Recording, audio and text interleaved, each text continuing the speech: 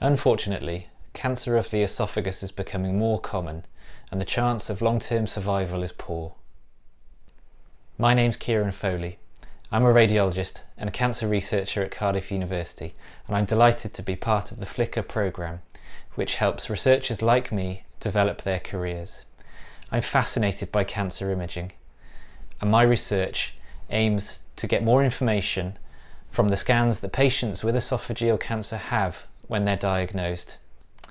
Part of my job as a radiologist is to look at the scans to see if the cancer has spread to any other parts of the body. What's really interesting is that we can now look at the tumour in a lot more detail and calculate lots of features about the tumour, which tells us how aggressive it might be. This is called radiomics.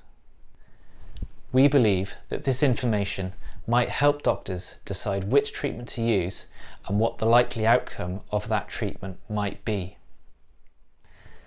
I'm so grateful for the chance to be involved with Flicker, but this wouldn't have been possible without the support of the Team Cardiff runners, so thank you.